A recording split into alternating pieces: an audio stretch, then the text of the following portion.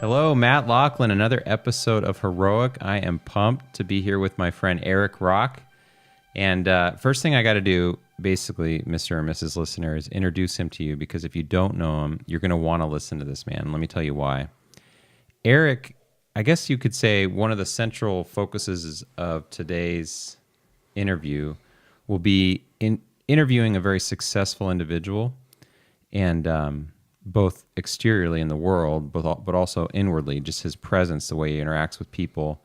And he's just oozing there. You know that basic dictum that if you want to be successful, identify who's successful and imitate them. Follow what they're doing. That's one thing. So I'm going to just pick his brain, and I'll give you a little bit of background on him. But two, just being around someone successful, you pick it up by osmosis. Erik talks a lot about this, with some of the people he gets to mentor in his work. But let me just give you a perspective. How old are you, Erik? 34, almost 35. Yeah, so he's 35. Back in 2008, pretty much starting at ground zero with the business he co-owns with his family. They're now at 15 million sales annually in consigned furniture, and it's not what you think when you even hear what that is. They own 17 million in real estate holdings. He just finished a $2 million dream home on a beautiful lake here in North Idaho, Hayden Lake, and in a great equity position. And we were talking about this before today when we were preparing to get together on this podcast. And these things, they're exterior. There's just really what interests us is they're more of like a demonstration of something within, of an alignment with principle, of a commitment to success, of continual growth. So that's going to be the spirit of today's show. Yeah, without further ado, I'll just say welcome. Thanks for doing this. How was that for an intro? It was good. I appreciate it. It was very good. Yeah. No, it's awesome. You're right. It's just a big machine that has the ability to give back in ways that are incomprehensible. Business is such a valuable tool and resource. Not only can it shape happiness, which is just a feeling, right? But you can give other people opportunities to fulfill their dreams. And being a leader is awesome. Being someone that is dynamic and has a footprint that gives back is something that like I fight for every day. It's a never-ending battle to keep chasing something. And you, Erik, he's actually just ventured off with. Why don't we just jump here, because Erik's successful in his own right in his local market, in the regional sphere he impacts, and his company's looking at like a national expansion, basically. Right. But you yourself launched Rock Productions, and why don't we just start right here, because you love talking about these things. Sure. Like there's just a joy of it for you. It just comes out. I don't think about it. It's how I live my life. Yeah. Whoever will listen, I'm giving it. You know what I mean? Yeah. And I love to impact other people. I feel like, why would you live life any other way? And so much more, like the more you put out, the more you give, like the more you get in return. But the reality is like you create a purpose that's worthwhile. And to think for me personally, like there was a point in my life when I would look in the mirror and not even recognize myself. Like I could take it a step further. I could look in the mirror and not even see my own soul.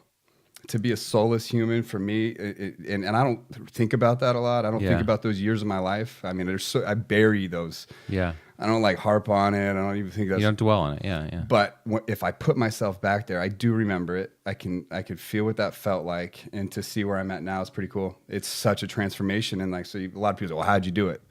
It's always going to be the question when you can see the tip of the iceberg. Yeah. Everyone asks that question, and it looks good. There's all these things, you know what I mean? That there's so much underneath the water. It's like there's 10 trillion micro decisions. And there's and thought processes and creating the version of yourself that you're always reaching for. Here's the reality: you never get to it. It's always changing. Well, let's start. I'm glad you mentioned like being able to, just for relatability and context for the audience. Like Erik, what I know of him and getting to know him in some business dealings in the area and just watching his growth and following him online, he was aspiring, pursuing collegiate baseball, and had some pretty gruesome shoulder injuries and had multiple surgeries. Ultimately, he went through a period where, he had to get on oxytocin or Oxycontin. There you go, for pain meds. And he had a 2-year period where he was doing that daily. It turned into a bit of an addictive obsession. You quit it cold turkey, but it was terrible. Yeah, but the bottom in terms of being able to relate to starting, like the shame involved with that, ground zero, nothing but potentiality, no business running or nothing. nothing. Yeah, no healthy marriage like you have today. No. At that point, I was just a blank slate, but I worked hard. I had a ton of energy. The one thing that's consistent with me then and now, and before that period of time, like the thing that I was born with, hard work, the ability to give the world energy. I mean, just like a bouncing ball that never ends. So like trying to figure out how to use that and capitalize on that is really important. But those were dark days, and they could have killed me. Those days could have put me in the dirt, no doubt. Early 20s was that? Yeah, late teens, early 20s. You know, there was 2 strong years of it, and then there was, it was hell getting out of it, but we got out of it. And it was learning to understand, like, science is funny, science and success and like all these like platitudes. Yeah. But there's something so true about, I look at some of the highest achievers on earth that have achieved so much, right? Mm-hmm. And I think there's a commonality that I don't hear a lot of people talk about, and I think they're all some of the most addicted personalities on planet Earth. They're so addicted to something. Yeah. Right. A dopamine kick can come from a lot of different things. It could come from saving a life. It can come from giving back to a charity that you believe in. It could be from saving a baby whale. It doesn't matter what it is. It's if you can get addicted to a process that creates, it's the same essential feeling as an addict that's getting a hit from a substance or a chemical. Yeah, it's pretty deep. I as a former therapist, a psychiatrist I followed, that's a big analogy in like the recovery communities. This idea that people will pursue their addiction at all costs. So like an obstacle is just an obstacle. They're getting around it because they're and like as low as you can go reflects as high as you can go. Sure. If you turn in the other direction. So how would you characterize what you're obsessed about today? This out. So we talking about that tip of the iceberg, right? Yeah. Before you can eat, okay, so it's funny to try to understand who the listener of this may be. Yeah. Because you always kind of want to strategically place a message where you think the person's listening can be impactful, right? Yeah.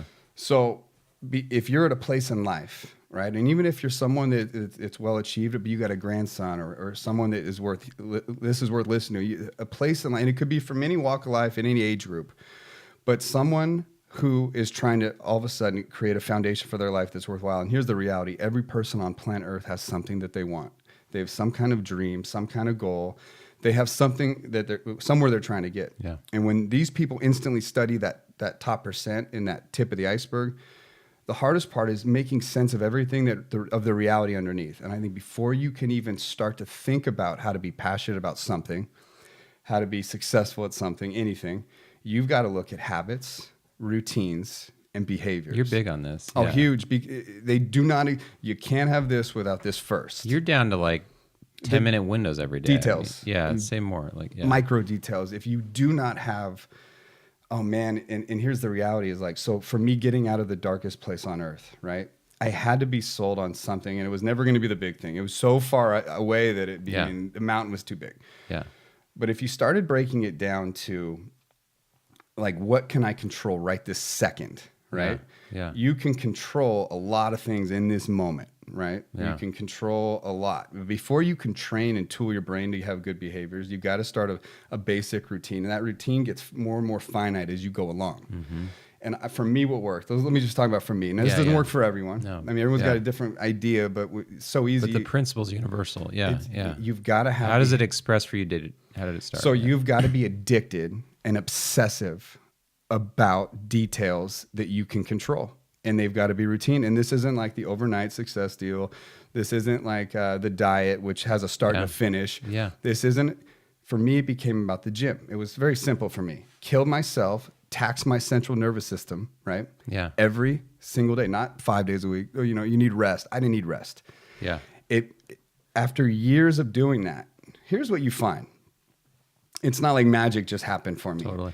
The consistency of something regular every day, what it slowly did is it brought healthier thoughts to my brain, healthier habits to my brain. Yeah. This little decision to be committed 7 days a week. And when I say 7 days a week, I actually mean that. And it's not even about the body anymore at this point. Yeah. Yeah, we were talking about this the other day. You don't really exercise for physicality reasons. No. I mean, this is the byproduct. Yeah. But here's what I'm after. Yeah. It's what's between my eyes, what's between my ears. Yeah.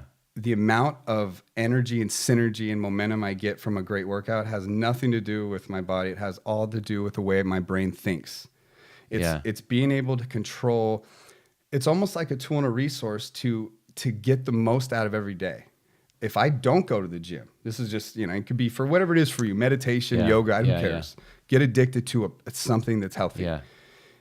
What it really does is it creates a day that is genius, right? Yeah, I win from the start. Let me just, to give some context, we were talking about this, just different topics we might talk about today. Sure.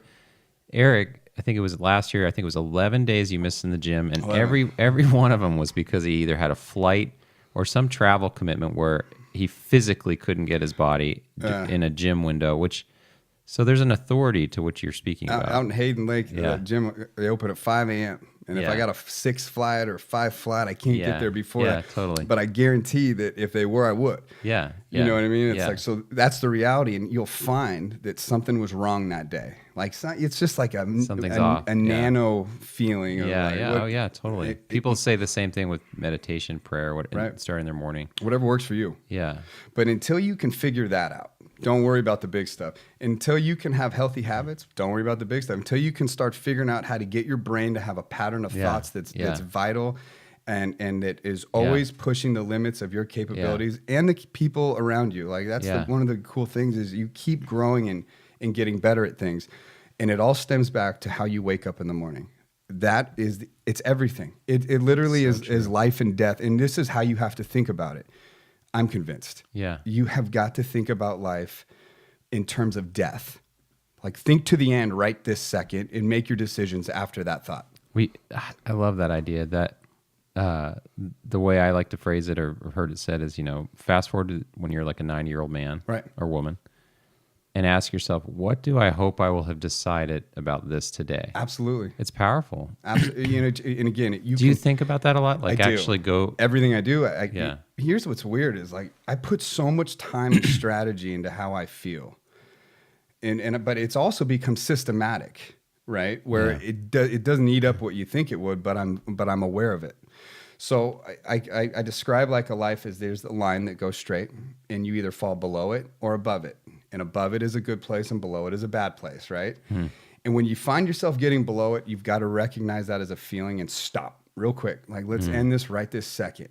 Right? How do you do that? It doesn't mean your problems go away. It doesn't mean the stress goes away. Or you're not immune to hard feelings or anything. Yeah. No, you've got to figure out how to get into a different state of mind. Because you in a different state of mind, the correct state of mind, has the ability to achieve so much more and deal with problems so much better. You could be a better husband, a better father, a better leader, business guy. You could have better meetings. And you'll find that people are attracted to you in this state of mind. They're repulsed by you in this state of mind. So how do you get back to this one? It's become a laser focus of mine. If I feel it, I stop. What's it look like? Say someone who's out of the habit of this, they get kind of run by their lower feelings. Right. Well, I've been doing this a long time. But I never defined it and had a system to correct it quickly until you didn't articulate what you've been up to. Yeah, it was instinctual, but I think it was Tony Robbins that at some point in the past, gave me a system, 90 seconds. Yeah. Right. You have 90 seconds to get out of this state of mind. When that means is you don't fix the problem in 90 seconds. You get back to a place that's happy. Now, how do you do that? How do you do it? We talked about this yesterday. House is burning down. Yeah. Okay, everyone's safe. There's nothing wrong. It's a lot of stress. You could be absolutely livid, pissed, stressed, freaking out trying to deal with this, right? Which is totally normal. How do you control the emotion of that bad experience from up here, not down here? Yeah. And when you control from up here, what you'll find is that you put things in perspective very quickly, right? Yeah. You start finding the positives and even the worst of circumstances. And then the things you have to deal with, you deal with from a different vantage point. And you'll find that you get through them quicker, easier. Yeah. You're more efficient with everything you do when you can put yourself in the right state of mind. I just ran across this quote, and it's just a paraphrase, but it was Werner Erhard. He's like the precursor to landmark education today, but something in the effect of like, true power is the capacity to choose your attitude in the moment to moment to moment. That's literally real power. Absolutely. To generate. It is. Oh, it's amazing. And it's hard to think that the reality of this is like, how do you start doing these things when you can't even do this right?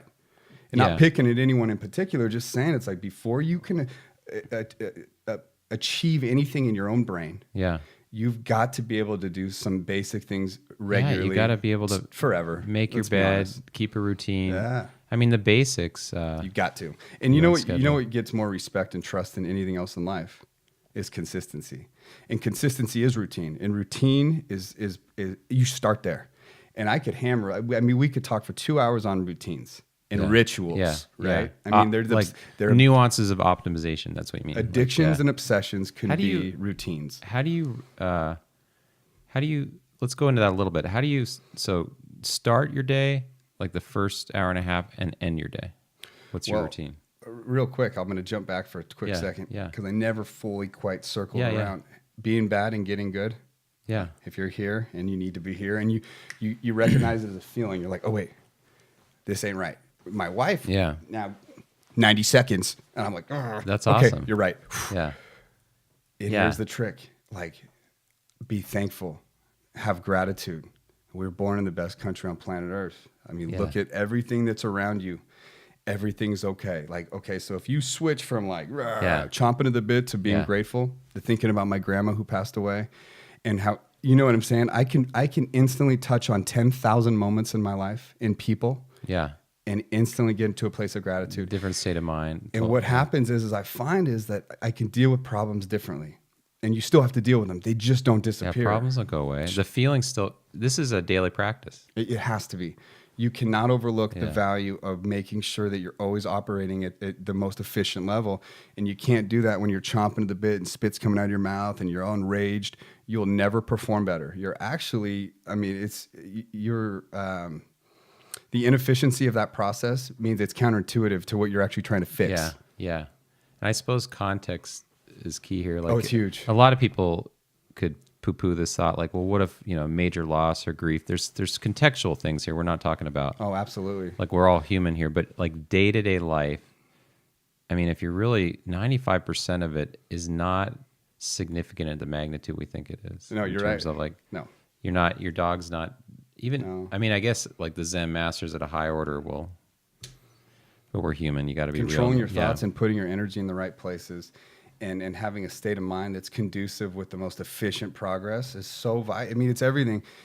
Like getting back to like under the water. I mean, that's it.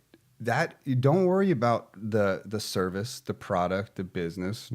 Don't worry about what your dreams are. The various expressions. No of that. such thing as home runs. All that's elusive. Focus on the way that you are the process. Every minute of the day. Yeah. Think about your brain, think about your energy, and think about your routines. You know what I mean? You find that a strict routine can be a wake up and falling asleep every single day. Yeah. Like a champion. Like literally you've exhausted the day. Where the second, and my wife hates this about me, and I'm not saying this is not that mine's way's the best, but this is how I do it. Yeah. No matter what the day or the challenges have brought for the week or the upcoming month or what stress I put myself under because I, put myself in places where I need to perform, I go to sleep like a champion. And it's because literally I hit the bed and I'm out. Totally. And it's an 8, 9, 10 deal. Never past it really. And if I'm out of that range, my routine's off and I'm off. I don't like it. I hate it. I'm addicted to my routine. Yeah.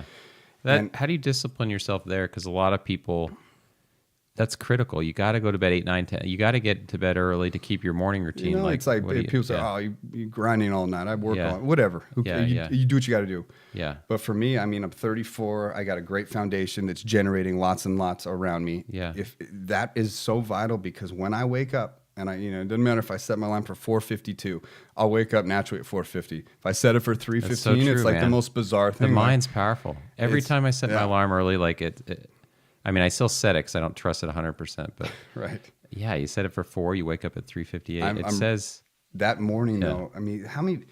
You ever like been around people? And for us, we have a lot of employees, so you see this year after year. A lot of traffic flows through you, but you can see someone that's got a twinkle in their eye. And early in the morning, it's a twinkle. Like I strive to have a twinkle every morning, and I do, and it's because of a routine that's in place that gives me. You ever seen a guy that doesn't have a twinkle? Oh yeah. Like there's no twinkle there. It looks like you just got ran over by a bus, and I can see all your bad decisions right here in your eyes. Yeah. And it's okay. Yeah. We can work through it. Yeah. Do you know what I mean? But you can sense it immediately. I used to have this saying, man. It's like, every day I'm going to go sweat out the previous day's bad decisions. And that kind of, I mean, again, there was no end game to this. This is how you die. We are going to sweat out every bad thought and every bad decision at 6 a.m., 7 a.m., 8 a.m., don't matter. Before the day goes, let me sweat out my bad decisions. Well, that's another aspect of what you're talking about, because you habitually, whether your intention or your mindset, you don't dwell on yesterday. You don't spend even like we kicked off this podcast largely for relatability, because just that Erik had a low point and he's at a high point, but I mean, you don't dwell on that. There's no need to what do they call that? Wallowing the past. Life is so beautiful, but here's the deal. Before you can start leeching onto something, and I describe it as like sinking your teeth into anything. Yeah. Number one, that is such an important thing once you get there.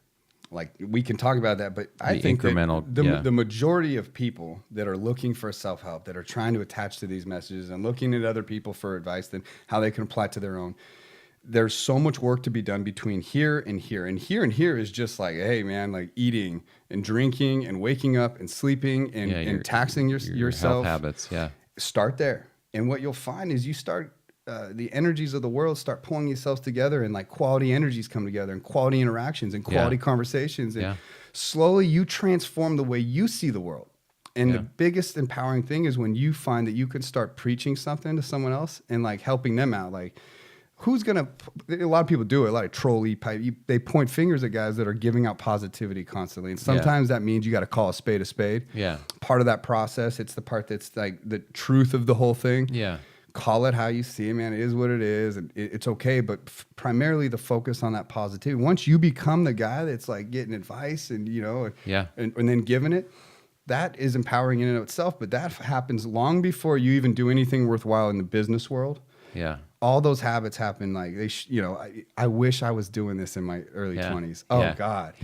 We have a 34-year-old with age regrets already, because that's true, man. Though. When people get dialed into like aligning what they value most, humming at a high level, if there's any regrets, it's just that they waited so long. Right. And I think that's part of growing up. Yeah. Yeah. And so you can't beat yourself up for it. Yeah. But man, to think like this at 21 years old, oh my. You know what I'm saying? Oh, totally. Yeah. And so I see young cats that work for me, and I'm like, I can see your path if you wanted it. I can, let me get in your head. Like, how do I do it? Yeah. I would love to step in your shoes right now. Yeah. And it's someone that has nothing. You don't need resources at all. Like, you just need clarity in a process and a system. It's like systematic to be routine. If you can get your system down, then you open up your mind for all the possibilities of the world. It's amazing. It is like, there's nothing quite like it. Okay, so speaking to seeing the potential in young people and you seem to delight in the possibility of working with them out of just for the joy of it. Yeah. But how about, so these incremental habits, getting a routine going, so many people get into like 2, 3, 45 days, but they don't. Yeah, what are your thoughts on that? Yeah, totally. What are your? Oh man, so here's the trick. Like, you can't, because so many people are body minded, and it's weird because my instincts are like, because I've been doing it for so many years. Yeah, I mean, so consistent. Yeah, it's like you're missing your morning routine. You're actually missing. You're not getting the real benefit, and the real benefit. Who cares how skinny your waist is? Like, that comes with the territory. Totally. Like, it's part of like, of course you're gonna, all those decisions. It's a nice outcome. Yeah. But what no one ever talks about is like, man, the mind expansion, the ability to be creative. Like, I don't know how it is. Like, here's the reality, and I think this is the truth. Most people, if they're in a routine, here's the problem. If they're going to be in the gym routine, let's call it the gym routine, they can't get past the regular pain of that routine before they can get the full advantage and benefits from it. They can't get past it. The pain, the soreness, the whatever, getting up early, or they don't have enough time, or life hits, kids do this. Everyone's got excuses of why they can and can't, but there are stints of time that they go for it, and they're motivated, and then those motivations are fleeting, like and disappear so quickly, right? Yeah. And the reality is they may have felt it. They may have got some body impact. They didn't really change much, but they didn't even get near what I'm talking about. Yeah. I'm talking about the mind power that comes from years of consistency, where you could go in with a half thought and come out like Mark Twain. I mean, ready to write a book. The mind expansion is something I don't hear a lot of people talk about. I got it. I heard the most unlikely source. I got to be able to pull up Wi-Fi during these podcasts. Because, So of all people, Socrates, who obviously Plato wrote about Socrates, and there's this incredible quote, the gist of which, because I don't recall it, but Socrates is the thinker, the philosopher, but he was like, it is something to the effect of, one of the greatest sins is for a man who doesn't discover like the depth and fruit of physical exercise and greatness in what that gives his life. Right. And this is from a philosopher. Right. That's old school. Yeah. Like that's the Greeks, Socrates. and Spartans. Oh, yeah. Totally. Well, so there's so much truth in that. I have a question on that. So recently, and I was thinking about, I don't have the answer to this, like how, and I'd be curious how you would answer it, like how to get people to stick with a thing or to. So I recently made a decision, and it's funny, you just know deep down when your decisions are like lifelong, or they're resolute. Yeah, like that's it. Like it's weird. I read something recently reminding me of this. Like, people talk about effort, and in a way, if you're having to effort, that means that something within you is in conflict. A part of you doesn't want it, and a part of you wants it. So there's this like effort. You're like, I'm doing it. Like you have to. You're not. I mean, there's effort, but you're not like fighting yourself in the morning. If I was going to mentor someone or take someone under my watch, I would not talk about all the things that everyone else talks about. Yeah. I would put 100% of my energy into breakfast, sleeping, like dumb patterns. You know what I mean? Yeah. Like what you ingest, and most people are going to think it's about the body.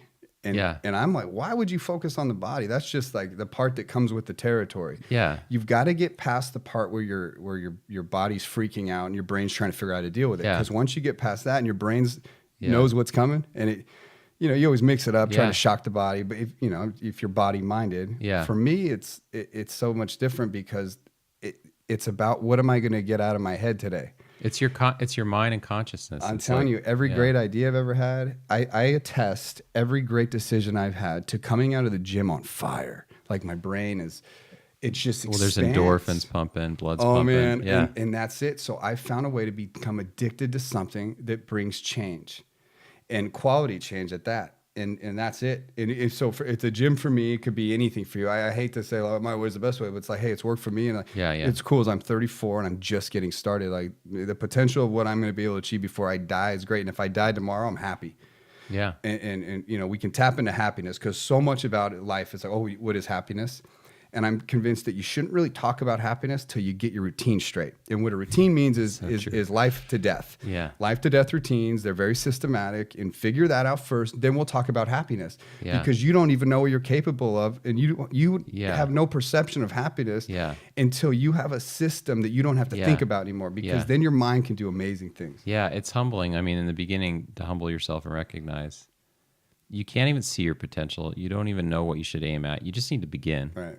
That'll get clear. Here's something that's funny. Yeah.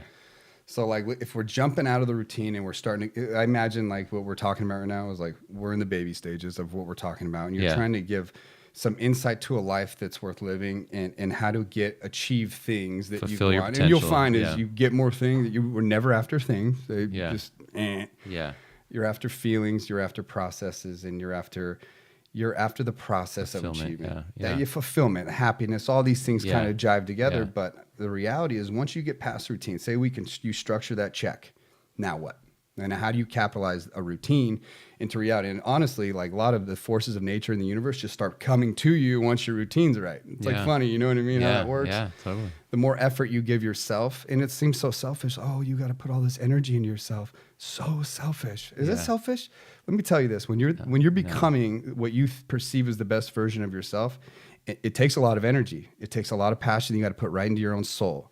There's nothing more advantageous to other people that you can give an opportunity to when you have opportunities all around you.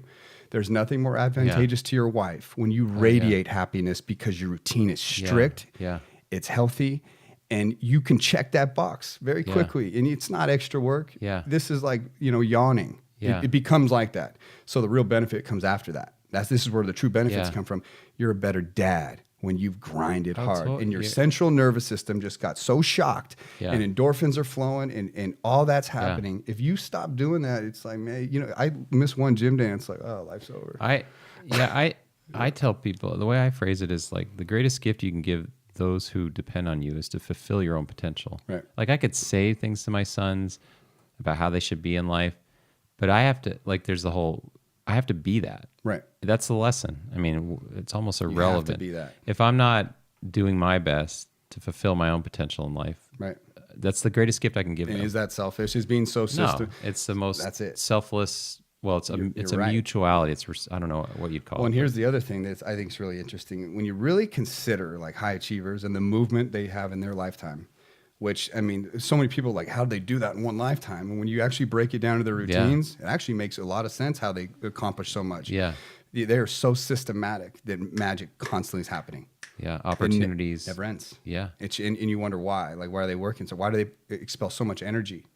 Well, let's talk about that. And it's the routine that they've started with that allows this process to keep going. So whether this is, I mean, success is a mountain without a top, but like we're talking about the foundational structure. So you're obviously not driven by things or a monetary level because you've got your basic expenses. You have a beautiful home on a lake, all those things. Like what? I kind of in my head really quick checked off. Yeah.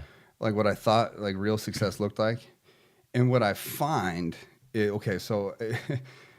listen, being rich and plentiful does not make you a happier person. You know what I'm saying? You could be the poorest guy on earth and be so fulfilled and happy. Yeah. It does help to have these things, but the reality is when I look at the foundation around me, none of the stuff even it's not even, I don't even talk about it. It's like so irrelevant. Yeah. If anything, it's just a tool to get someone else to turn their eyes to like say, hey, I'm worth listening to. Yeah. Like I can help you. I can give to you. You know what I mean? There's some value. Be meaningful to the world. Right. I guess. But for you personally, we're talking about your house right now. Yeah. I mean, beautiful. It's such a great Coeur d'Alene. Yeah. But for me, it's like, I don't care.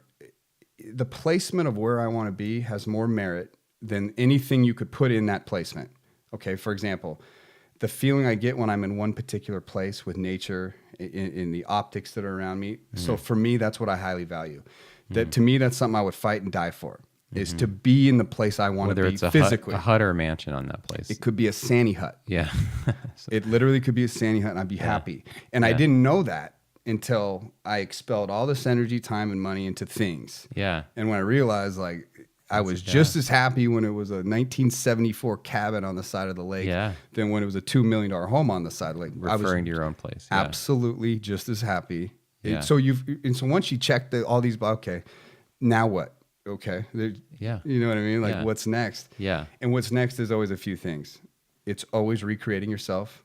And every horizon and mountaintop that you climb creates a whole new perspective. Mm-hmm. And the person that you're always trying to chase, the one that you want to meet when you're dead, like on your deathbed, you want to meet who's this guy that you could have been, right? Yeah. On that deathbed, if you jump fast forward, that guy has changed hundreds of different times only because you've changed in the pursuit of that guy. So every time you change and you get to a new level of success and you get to a new footprint, what you realize is the guy that you keep trying to reach, he keeps getting further away too. It's pretty deep, right? It's like your joy or your obsession is growth for its own sake. It's like fulfilling your. Why would you want to live any other way? Yeah. Well, not everybody lives that way. It's amazing. Or they're tied up.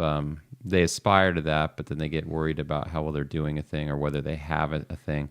We're talking at a different level, like who you're becoming. Right. And I'm convinced, like if a brain could be addicted to a drug, is there a way? Right, to shift that energy and that thought and to get it worked for me. And I don't know how I got into this kind of thinking. And it just, I started with a routine and literally I just became obsessed about a routine. And at first it was about the body.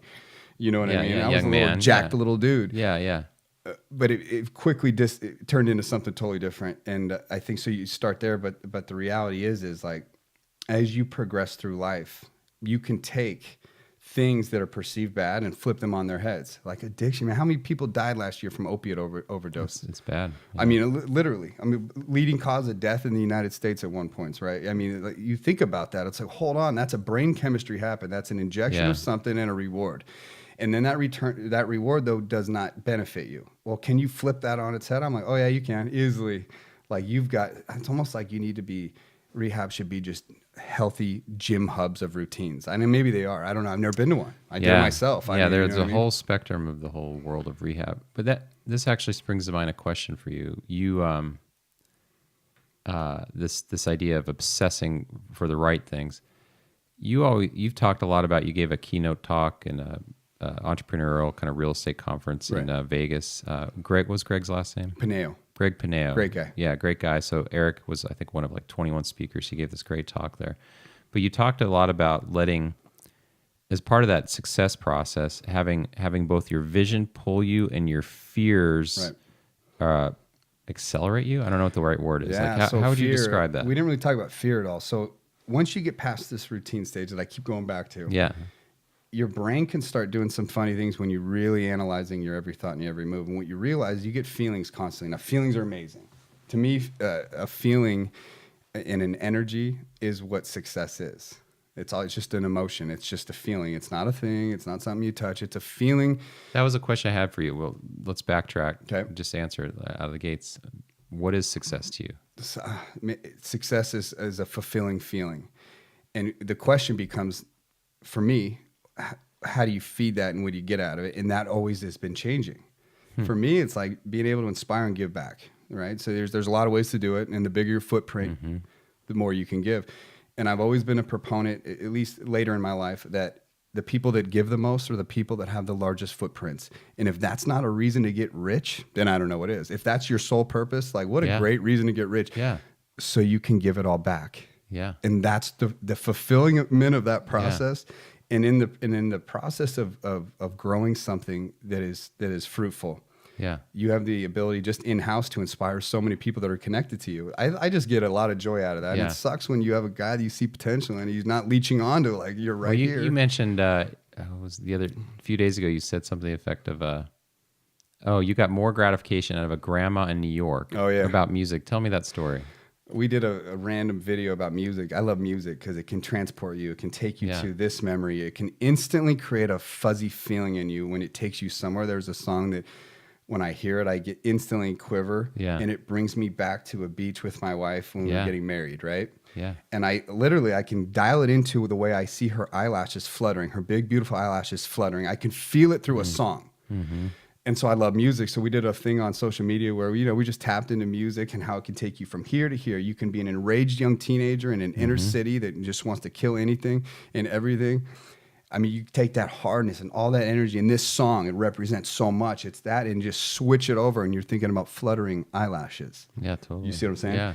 So we did a thing on Facebook. I'm more useful for me on Facebook. I'm not a big Instagram guy, although I guess I've got to convert if I want to reach as many people as possible. But a grandma who's in her 80s from New York sent me something, and I don't know why I liked it so much. In that you get a lot of feedback and there's some great responses. But her husband had passed away, and one of the things they enjoyed to do together was listen to music regularly every night in the den, the music. And she proceeds to write this story to me. She's from New York. And she saw this video we did, somehow came across her feed, and she hadn't listened to any music since his death. And that moment on, for some reason, I inspired her to stop, do it, whatever. She listened to music and felt the need to write back because tears poured out of her. And it's like almost like she became a new person. Yeah. And life re-injected in her. It's like, oh, I had the ability to do that from what? Like from like having an idea and actually putting it in the universe? Just a sharing yourself. Yeah. Why not? I'm not, here's the deal. It's like social media for me, I was always fighting against it for so long. I worked diligently behind the veil of my business. I understood marketing on a lot of levels, and I'm really good with my business with that. Yeah. But for me personally, I never engaged. I always wanted to be the guy up here controlling the string, just never wanted to be a sheepish person. Yeah. But man, the impact that you can have from someone who really may need it, it's like, well, it didn't cost me that much energy. I barely spent any money on it. We reached hundreds of thousands of people in some of the things that we've put out. I just don't see a reason not to anymore. As long as it's content that like can grab you, you know what I mean? And it's worthwhile. And that story is one that for sure, you know what I mean? Let's speak. That kind of relates to. I still want to go back to the fear piece. Right. Yeah, like finish that thought. Like so, jumping into fear. Or that stream. Yeah. And I started talking about feelings. Mm-hmm. So often, if you can spot a feeling inside you, it tells you everything you need to know, right? And it's like, if you can even see and feel and recognize it, that's jumping off topic, we'll get back Yeah. to it. I've listened to thing that Ed Milet, he's an amazing guy that I love listening to. I connect with him really well, but he jumped into something about persuasion. How do you persuade someone? I mean, how do you sell something? Yeah, yeah. Right? And it's like, not the words. yeah, It's the feeling and energy Totally. that people gravitate towards and connect to. yeah, And you can't fake it. You No, know, you yeah. got to figure out how to be authentic and raw. Yeah, And I yeah. love authenticity. And I've learned not to dumb myself down. I just give it. And Yeah. I bleed it everywhere. And we'll talk about passion on the next thing, I think. But dialing it back to fear, it's a feeling. So many people have it, and what it does, it stalls them. It stalls their progress, because all fear is the procrastinating thought that stops you dead in your tracks. Yeah. And you have to evaluate, should I go forward or stop or go backwards, right? And there's a reason for that. This is nature telling you that you need to be safe, get out of danger, and let's go back to the hole and make sure we don't get eaten alive, right? And you've got to, here's the deal. It's like, it's one thing to just go, but it's another thing when you can actually become systematic and you can spot it. And the reality is fear comes in the dumbest of, even simple the things. most unusual things. Yeah, Fear can control someone's entire life, and they'll never call it fear. they'd call it caution. It's what it is, yeah, right? Yeah, it's just a reality. And so yeah. I've learned to feel. Everyone feels it. It's like you wouldn't be a human if you didn't. You feel it. You close your eyes. You see it as a thought, and you punch it. It's over. yeah, You just jump. yeah, Feel it, jump. Feel it, jump. Yeah. It's like a psychological thing. And when you can become systematic, just like your routine, systematic to spotting a feeling and knowing how to handle it, yeah. go for it. Now, if it's a fear to jump off this building without a parachute, I don't need to go into the parameters. Yeah, there's people different know right from wrong. contexts. Yeah, People know yeah. right from wrong. You got it, yeah. You know if you should be doing this, but fear's holding you back and you're too scared. I'm going to bow out. The best things in life are right on the other side of fear and terror. The best, absolute best things in life. Yeah. That is where they exist, and that's where the champions are made. That's the difference between these guys and these guys. Oh yeah, Now, I'm not even talking about everyone else. I'm talking about in that top percentile. The real difference is in the micro decisions that people dealt with based on fear. So many times, like something I did not want to do and I hated, but I spotted it, jumped, and did it anyway. At the very least, gave me an experience that was worthwhile and created value for me. And the more value I have within my own self, the more value I can have for my family, my friends, the people around me. Oh, totally. And the things that I'm passionate about. If people like just that, the thing, we're not lacking information in today's world, No, right? not at It's all. everywhere. No. But just still, I think there's an authority when a speaker or a guest speaks. Underneath of what Erik is saying is he lives these habits. He's achieved real success in the world. But if you were just to take that last piece and make that a habit, that fear piece, because it applies to all business, whatever you're in. Great habit. It's and the funny thing is it's hard to ingrain this in someone's head that a feeling is valuable. Like honestly, don't run from it. Look at it for a minute. Yep. Like, okay, I'm systematic in it now because I've been working on it for so many years, but hold on. Like if you feel something, understand why you're feeling it and realize that oftentimes a feeling that's stopping you is actually a sign that you're going the right direction. It's just, yeah. It's perfectly It's like, said right sometimes it's just, that's a great thought. It's an indication that you're heading in the right way. Yeah. Absolutely. Yeah. But again, before you can start analyzing that thought, you better have a damn Make your good bed. routine. Exactly. Get up, eat right, Like take care of your physicality. The order's got to be right. Yeah, that's so true. Master yourself before. It's a basic dictum that you can't even begin to think about how to truly influence another until you've really reached a level of honest You got to to master goodness, yourself. And in this or process, pursuit of mastery in your own life. Like that's where you figure out who you are. Before you become successful, you've got to have some kind of foundation for who you are, and you've got to follow the process. And this is why millennials, man, it's for some reason it's ingrained that yesterday was when this should have happened. Yeah. And the reality is like, no. Yeah. Like there's so many, you've got to go in order almost. Yeah. Before you can reach what you think Totally. you're It's patience, you're destined to do. There's Yeah. so many things you got to accomplish first. And a lot of them have nothing to do with any mass movements. They have to do with like how you see yourself and how you see the world. And you got to love yourself. You've got to be obsessed with becoming a better person. It's an obsession. Yeah. Betterment. Becoming a person of value. Yeah. And before you start looking at tools for success, this part's got to be apparent. And the guys that give you opportunity, this is what they're looking for. I don't even look at resumes. Again, what do I look for? Hear this, people. A twinkle. Yeah, 100 employees. Yeah, it's a twinkle. Twinkle in the eye. Well, you're also, I think you're seeing integrity, and I want to pivot there a little bit, because one of the things that seems to be habitually hardwired into you is how much I can't remember how you put it recently, but the effect of like, once you give your word to a thing, or it gets philosophical, and it much more philosophical than my intellect can articulate, because I'm not that learned. But this idea of what you speak, it's all the way in Genesis. First there was the word, and right, or different philosophies in the world, like there's this creative potential of a spoken word. And one thing that really struck me about you when I first met you was how you got that. You got it like at a deep level, and you were almost like, what's the word? Your words, you handle them very carefully. I mean, you're very talkative, but if you make a commitment to a thing, it's... Right. So talk to me how that drives you. Like, well, okay, so we got through this stage. We kind of got into this stage. These become, for me, tools that have a lot of leverage, right? Like, you hack yourself. Yeah. I love tricks. Your own betterment tools. I'm going to say something to start with my tricks. So don't let me get off topic, but because there's so much, in this topic alone, I feel like we could speak for hours. Yeah. But I'll try to brush by it in a way that had some value for any viewer that's watching.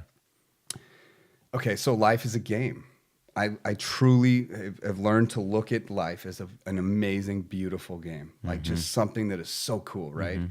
What better way to go into something that has like real consequences? You know what I mean? It kind of puts pieces on a table, and it lets you evaluate everything right there. And so a lot of people will contest with this. They'll say, well, no, I mean, that's actually... This is real stuff. People are dying on the streets. And to your credit, that's a philosophically high position to if you contextualize your life as I get a lot of lashback on it can be misinterpreted. And here's my point: is everything's got to be a diligent move forward. If you want to die and meet that guy that you dreamed of being, you better start making sure that every move is a quality chess move. I mean, it's a quality play, and every time there's a misstep or a drop ball, ho, there's magic in that. There's more magic in that than the non-missteps, right? You're just kind of laying out life on a board. And what you'll find is, in the process of rethinking life a little bit, you move quicker. There's more momentum. Everything goes, it fast forwards when you can actually take life that always is hitting hard and causing problems and put it on a board. The highest achievers in life have mastered this, and they may not call it this, it doesn't matter. They've been able to take problems and emotions, separate themselves from all of that, place it out. Put it in an entirely new context. And exactly. And you can control your feelings and emotions with that. So like getting back to my point, so you got this game board, right? Yeah. And there's a lot there in and of itself. But where were we going with this before the game? The hacks, like you were talking. I was talking about honoring your word. Yeah, life tricks. In this game you're doing, there's a million tricks that you can play to advance yourself. And these aren't like magic tricks. This isn't something, there's no smoky mirrors. This is all honest with a lot of integrity. Yeah, integrity is the rule. But when you put something into the universe and you say you're going to do something, okay, this is so important. For me, it's become a trick. And a lot of the things I say I'm going to do were big. And I'm like, oh God. Well, that would literally, so I sleep like a baby. If I put something too big in the universe, I will not sleep till I come up with a solution how to achieve what I said I'm going to do. Yeah. Because the biggest fear in life for me is being all talk and no action, saying you're going to do something, then not doing it. Yeah. I hate it. I hate the thought of me being that guy. I run from it. And so I do that a lot. And I've learned the more I speak, the more pressure I put on myself. Totally. And it's like that pressure has caused forward momentum in the most amazing way. Yeah. And I've used fear as another tool. Fear is leverage for me. Because spotting it and owning it and making that like the catalyst to jumping is genius. And it's the simple fears. You just... So declaring a commitment. Right. Utilizing your fears not as an obstacle but as a jump point. Right. Yeah. So even making a phone call. I remember this time that I had an idea, and oftentimes my idea, and we'll jump into my next big trick if it's a trick. I think it's to me it's like so like normal now, but even making a phone call because I had a great idea. So often a great idea means you need to bring other great people together if you want it to succeed, right? Yeah. And getting the right people in the right room, and it's your idea, and it's like in your heart, and it's your soul, and you're bleeding it. You know, how many ideas have I had? And I called you. Yeah. Because I think highly of you, and you have a footprint that's valuable. You're very connected to real estate and every realtor in town. You've got platforms where with home builders and actually with all businesses in town that you're connected to. And so like, okay, that's a resource for me. Like I don't plan parties. Like if I need to have a party, who am I going to call? Oh, you can pull you in this. You got to believe in what I'm doing. You don't want to attach yourself to something weird, number one. Yeah. But the ability to call you actually used to be hard. Or, you know, when I called John Butler and I said, hey, man, I got a great idea. He's a local top producer agent. John's a genius. Yeah. Largest private home in the state of Idaho, right? Yeah. I need to throw a massive party in there because I have this cool idea and it's going to turn into this marketing like campaign for my business. Yeah. But I'm going to add so much value for you. Trust me. Like, I mean, pitching that was like, man, there was an idea before that with John that I could not call him. Yeah. I knew I had to. I'll do it tomorrow. Yeah. Like fear, just call him. Now it's like, you know, it's like, I mean, I love. Yeah. Your friends. Yeah. But how many people feel and think stupid stuff like that? And they just don't do it. They never see what something can manifest into. And to me, that's scary. Now it's scary to me to not act, but action, man, execution is it's all relative. And honoring what you declare you'll do. Yeah. Oh yeah. So you flip, talk to us about, there was something else in that too. That I was trying to hold on to. Yeah. Eric's, it's like there was something in firecracker. There. Yeah, I know. I'll get it. I know. We'll, I wanted to pivot here to ask you to speak about, so okay. Do you remember it? Yeah. What is it? Can I do it now? Yeah, go. Yeah. Another trick in this big game of life. Now, this is great for young people. Oh man. And there's so much value in this, and I'll kick it off with a quote that like literally I live my life by. I think this actually, for me, Erik Rock, may be the most important thing that I think. Your life principle or something. Yeah. Well, what is it? Yeah. Go ahead. Just down to like. We're gonna record this for your future progeny. What causes mass movement? I mean, so I don't think it's the overall thing. Yeah. But if you're a young person. It is. I'll start with a quote. It's an Isaac Newton quote. I Einstein or Isaac Newton? Isaac Newton. Okay, yeah. If I've seen further than others, it is by standing upon the shoulders of giants. And so that premise. Here's the deal: is I was already living my life like that when I came across that quote, and I was like, oh, that's it. That's the magic words. Like I'm a little nano man on a big giant, and I can see so far. The connection to quality individuals and people that are game changers is invaluable. Now, so many young people cannot figure out how to connect to great people.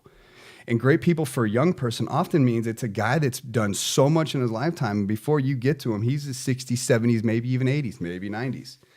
And what I mean is the value in this for you as a young person, oh man, you could skip so many steps. This is like a trick. Let's call it a trick. Yeah.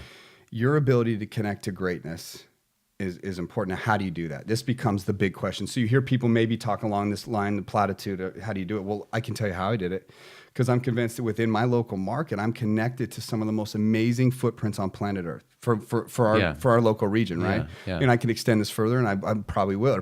The ebb and flows of energy will probably lead me to a lot of different places in life unless I die prematurely. But neither here nor there. How do you do it?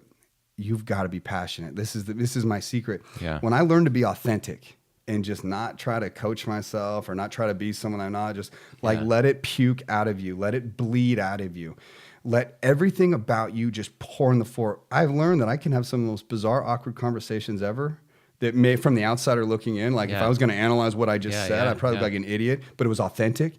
And you have a guy that's amazing looking at you, seeing a small piece of themselves in you when they were your age. Yeah. And that connectivity is invaluable. Yeah. It's I'm telling you, you've got to surround yourself with people that can teach you things. You know what I mean? And these are lifelong friendships. I don't consider them mentorships is like a soft way to put it. I connect to these people and I have no asks or wants. That's a key point. We were talking earlier about an aspect of this. By being passionate and connecting with these, influential people in whatever region or marketplace you live in, whatever domain. Right. I think people who are very successful more often than not have a high level of integrity, and they can detect whether someone's earnest or not. Like they have a radar for it. Sure. So it's like you have a way, like people. So speak to that. It's not only the passion, but it's just like you genuinely. Man, you know what? I'm not afraid to go throw up in front of someone. Just you don't need, your fear of their approval doesn't keep you from expressing yourself. Yeah. Not anymore, because I've seen it work so many times for me. And so once it gets easier and easier, and then you become a household name in certain circles, and it's like, oh, cool. But if you're going to take advice from someone, you've got to take advice from the right people. You've got to get information from the right individuals, and you've got to be able to spot them, know who they are, know who's impactful, figure out how to connect with them, and you'll find that when you get to these places in life where it's like, well, what's next, right? Yeah. The clarity of that answer becomes much clearer when you're in the right circles. When you're standing on their shoulders. Some of the most amazing givers in life, because when you die, what really matters? You know what I'm saying? Like, what are you answer after? That question. What are you after? I mean, there's some principles at the end of life that I think we're going to be like, they're going to show them their faces, and some of them we may not even fully know, right? And I never get too religious on things, but there's something further on than this life. You've got to fully grasp that. Yeah. That there's more than you, right? Yeah. And that you are only a steward for performing to as high level as possible. Yeah. Because it would be so scary at the end of life to know that you left so much on the table. Why would you do it? Yeah, if you can't. I mean, either way, I got to breathe. How precious life is and its opportunity. Right. And that's whatever the religious spiritual orientation. There's so much there, but the value of being human and why waste it, kind of thing. Me and you are breathing anyway. We have to be awake. We're walking around. We're gonna die anyway. Right. Yeah. And there's a lot of issues in the world. I mean, there's so many, right? And the news will be the first to point out every one. This is how they get their ratings. It's good that people are using these platforms and they're giving out the positive messaging, because I think there's more value in that than the latter. Although you need to call a spade sometimes. Yeah. But in the end, wouldn't you want, if you had to live anyway, wouldn't you want to give the world the most amazing spirit that you could? Yeah, I love Don't you want to leave a soul that is so vibrant that it has the ability to impact and change? Now, you can do this with money. Like Footprints can do it money. Charitable cause, that's all good. But think about this. What's more valuable? $1 million to 5 of your favorite charities? Okay, that's impacting all of them. Yeah. Or 1 million people that you've impacted that have the ability to give $1,000. Yeah, it's a lot. Or $10,000. Okay, if you're going to translate to $1. Point is like, why would you not go for that? Why would you not bleed everywhere you can positive message? Why would you not go through? And you'll find the more you do it, like, man, the more good things that just start coming to you. The more you give, the more you get. Well, it's a fact. I have a question about that. So kind of in spirit of this podcast being named Heroic, I like the idea that we should all have a hero and aspire to be that. Right. So with humility, I mean, like you, I mean, we're always growing. So, and I'm not saying like heroic in some vain, aggrandizing way, but this idea of like, okay, there's those who inspire us, and they inspire us to pursue our own heroic journey. Who in your life has inspired? How do you think about that? Not only who is inspired, not for necessarily a story. We could love to hear a story, but more like, how do you think about that piece of your life, like the inspiring people for you? Well, the things that kind of make up the fundamental foundation of who you are in the beginning. I mean, when you develop as a child, there's a lot there in and of itself. My mom was a youngster when she had me. She was 19. And my biological father split on her. So I came into the world with no dad around. And no relationship with him at all. I mean, no clue. Brad Stewart's his name. Yeah. I mean, wherever he is. It doesn't even matter, right? Could be John Smith. Yeah. Totally irrelevant. I have no hard feelings. I'm not trying to search. It was never there. Yeah. But I came into the world with only a mother, and a young mother at that, and lived with my grandparents. The stepdad that stepped into my life and became my dad is someone that I would point at quickly as a hero.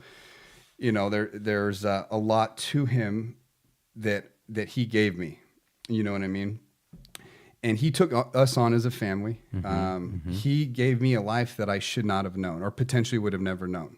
Do you know what I mean? We had nothing. I mean, there was nothing. He ran a pharmacy that my grandpa owned for 50 years. And so he had some business savviness, and he was still young, trust me, when he met my mom. Yeah. But he gave me a life that I may never have known. And so that in and of itself, I think, is something that I'm very grateful for. One of the most impactful people Absolutely. ever. And I saw him go through some hardships, 2006, 2008, it was earlier 2000 years, leading up to that even, were tough on him because he took some risk and started to try to expand in the business world. And he just it became crippled by the economic conditions surrounding him during that housing crisis. And in Nevada, we got hammered. That's where I'm originally from. Yeah. And we got hammered down there, and I watched my dad. It was tough. I don't even know the full parameters of it because I was dealing with my own crap. You know, getting into those. You saw years. how he responded. I remember. Yeah. So you know, he ended up going bankrupt for what should have been the end of the story for him was not right. Yeah. And he relentlessly pursued getting back on the horse that kicked him off and didn't kill him, but like I've said before, it probably felt worse. You know what I mean? As a man, to be that far down, everything gone, everything you've ever worked for, just gone. Yeah. Right? And trying to make sense of it all. Well, he went and sold cars for a while. He drove tractors, and he was born with one kidney. Kind of an odd thing you didn't know until later in life. And he would drive these tractors, and his kidney started hurting really bad. He's only got one. Yeah. And you know, the shaking, vibration. Yeah. He did all these jobs. Went and managed a long drugstore, and like he relentlessly pursued something. He founded our business. You know that I'm so it's my it's the blood, sweat, and tears of me now. But at first, it was not like that. And he jumped into it, and he saw something no one else saw, and the challenge of turning nothing into something is something he sought after. And he took on, and you know, the foundation of what that manifested into today, and getting me involved and all that, is mind-blowing. In the position we're in now, and like the horizons that are ahead, there's a lot in all that I saw. You know, as my head was starting to think correctly, I was thinking the way I wish I would have been thinking at a younger age, I started seeing that, and I gravitated towards it, and then I capitalized big time. Yeah, so hero, there he is, Alan Rock. Hero. Yeah, and I'm just gonna hang on a hook here, another topic, because I want to, if you have more heroes to talk about, but one is just resourcefulness. I love your thoughts. I don't know if it was in the talk you gave in Vegas or elsewhere, but being resourceful when you have nothing is critical. But so what's another hero that comes to mind? Oh, well, I mean, okay, so here's what I would define is hero. It's traits, it's things, qualities. It's commonly, if we had to build the perfect hero. Yeah, well, that's you alluded to it earlier, like you have this ideal person that you're going after. Right. The hero is who I'm chasing. Yeah. It's the figment of my imagination of who I think that we could become. Like your max Not potential. Not just me, like we in general. Humans' like max potential. Yeah. Absolutely. The hero is the collective energies coming together to become something that is so giving and so impactful. And just economic impact also is part of that process. Because it helps so many more people than you would ever realize. Do you know what I mean? By you yourself realizing. Oh, absolutely. You gotta have, it's all gotta work towards something. And you'll find that is what keeps humanity going. You start chipping away at that, and it becomes unbalanced. I mean, that's where all the problems in life start happening. Do you know what I mean? When sustainability becomes a non-sustainable thing. So you need guys that are doing.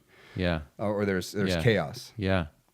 And I love this idea that, you know, the qualities you're inspired by are in others, that you see in others, they're actually within you, or you couldn't see them in others. You just haven't. It's true. You just haven't owned them or expressed them or developed them. Right. But let's see. We'll have a natural pause here. We could edit this pause. Sure. And don't feel free to or feel free to cut me if you think that it's been powerful and impactful. I don't want you to. I mean. Oh no, we could wrap. I feel pretty good. I think. I mean, there's a lot there. That was good. Yeah. So why don't I'll edit out this chit chatty stuff. What's a good way to end? Yeah. One more question. Like I'd be like, what? I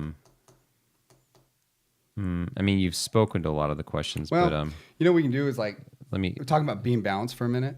Yeah. Because I think it's something I've been, for some reason, focusing on lately. Is you find as you like get... You want me to ask a question go about ahead. balance? Yeah. Absolutely. Before we wrap, I want to ask how do you about- balance yeah, life yeah. or whatever? Okay, cool.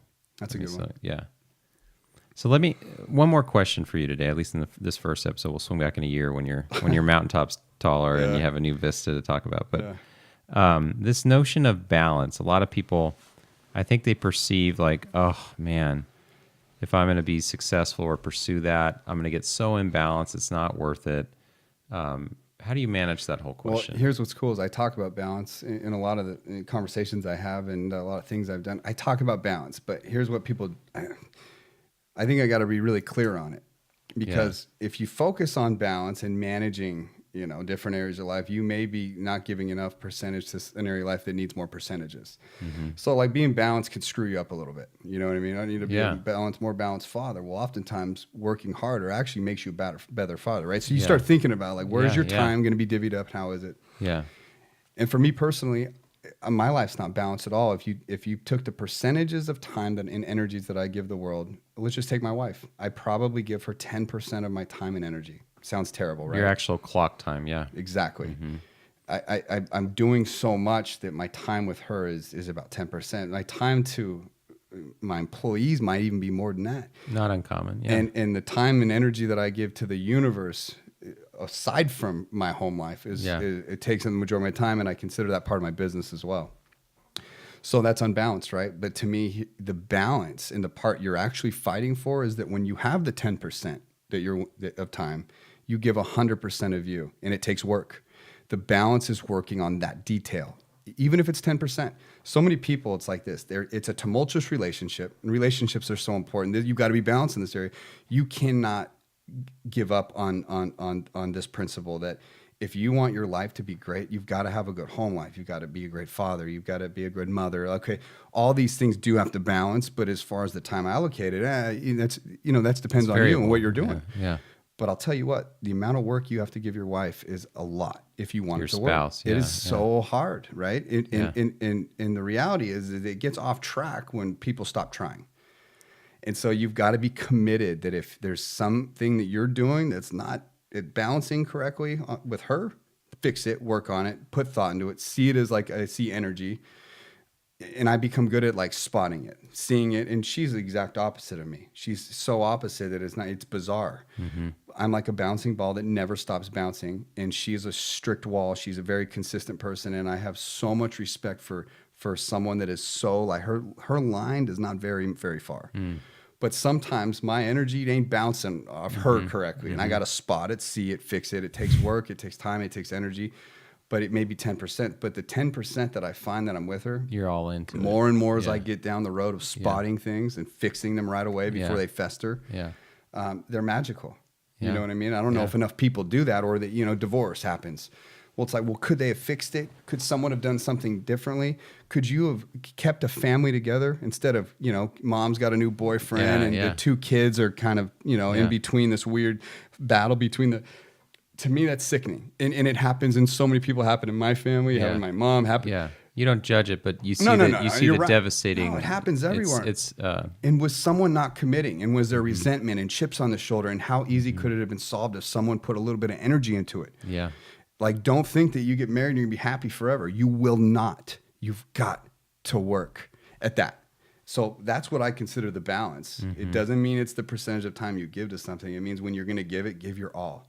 Like, bleed it the way you bleed your business. Do it to your wife. Do it to your husband. Like, you know, I mean, and also, though, in that same thought, it's like, well, if something's bad, spot and get out. I mean, there's that caveat, right?